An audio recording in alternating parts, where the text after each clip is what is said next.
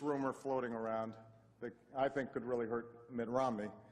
I heard he passed universal health care when he was governor of Massachusetts. Someone should get to the bottom of that. And I know just the guy to do it. Donald Trump is here tonight.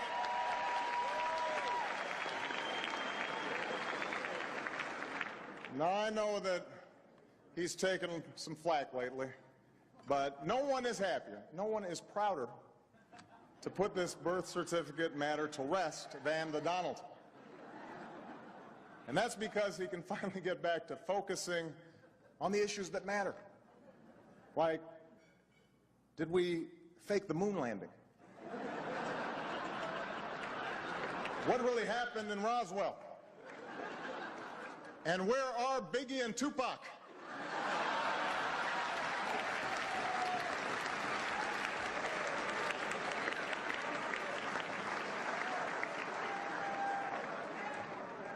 All kidding aside, obviously we all know about your credentials and breadth of experience. For example, no, seriously, just recently in an episode of Celebrity Apprentice, at the steakhouse, the men's cooking team did not impress the judges from Omaha Steaks. And there was a lot of blame to go around, but you, Mr. Trump, recognized that the real problem was a lack of leadership. And so ultimately you didn't blame Little John or Meatloaf. You fired Gary Busey. And these are the kind of decisions that would keep me up at night.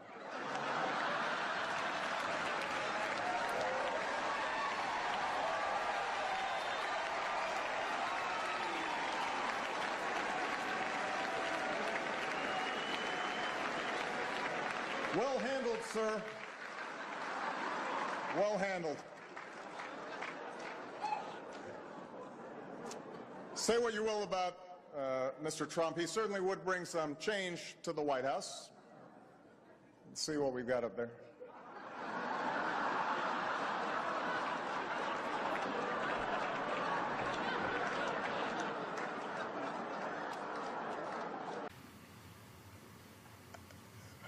I think foreign observers are troubled by some of the rhetoric that's been taking place in these Republican primaries and Republican debates.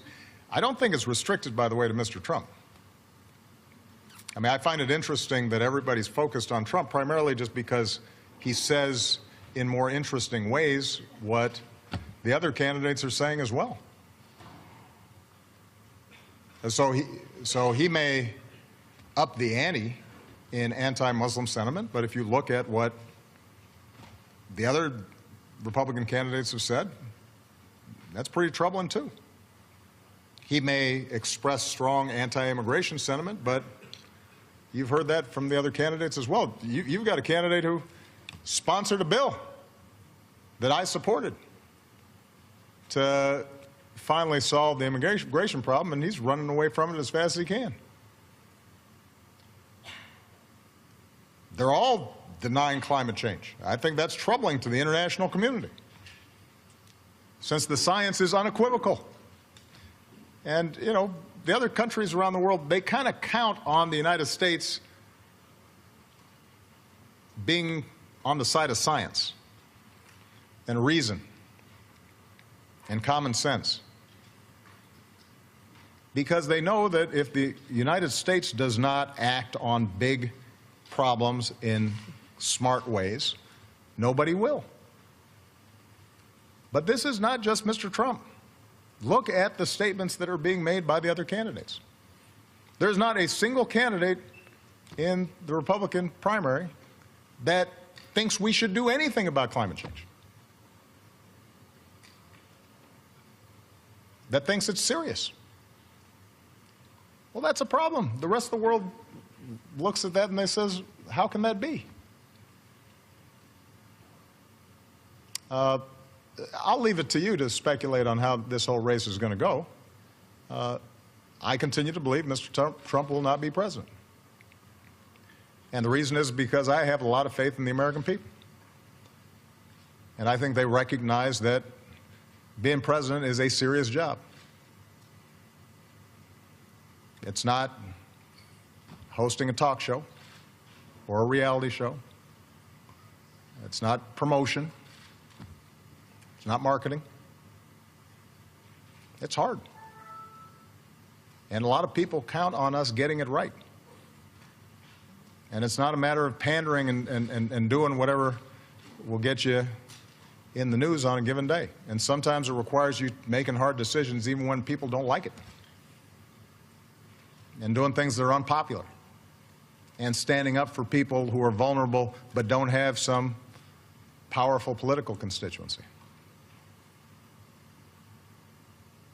And it requires being able to work with leaders around the world in a way that reflects the importance of the office and gives people confidence that you know the facts and you know their names and you know where they are on a map and you know something about their history and you're not just going to play to the crowd back home because they have their own crowds back home and you're trying to solve problems.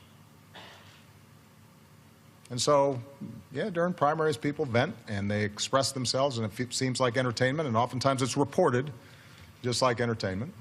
But as you get closer, reality has a way of intruding. And these are the folks who I have faith in because they ultimately are going to say, whoever's standing where I'm standing right now has the nuclear codes with them and can order 20... This all dates back to when we were growing up together in Kenya. Yeah. And, we had, you know, constant run-ins on the soccer field. And, you know, he wasn't very good and resented it. Yeah. You know? Have you... When we finally moved to America, I thought it'd be over. Yeah. But No. Just the unbelievable rhetoric coming at the top of the Republican ticket. I don't need to repeat it. There are children in the room. He's insecure enough that he pumps himself up by putting other people down. His campaign took away his Twitter account. Now, if your closest advisors don't trust you to tweet, then how can we trust him with the nuclear codes?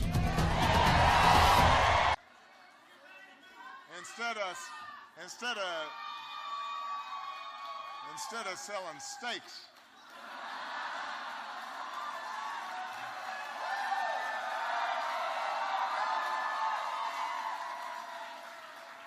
has anybody tried that wine? How good can that wine be? So here's the truth. Look it up. America's pretty darn great right now. America's moving forward right now. The American people should be proud of what we achieved together right now.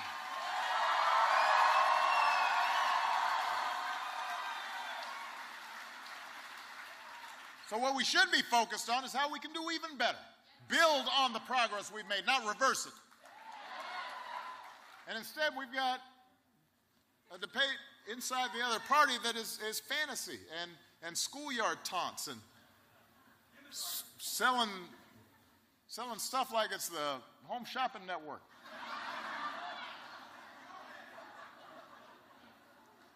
And then you've got the Republican establishment. They're very exercised. We're shocked that somebody would be saying these things. We're shocked that somebody's fanning anti-immigrant sentiment or anti-Muslim sentiment. We're shocked. We're shocked that somebody could be loose with the facts or distort someone's record. Shocked.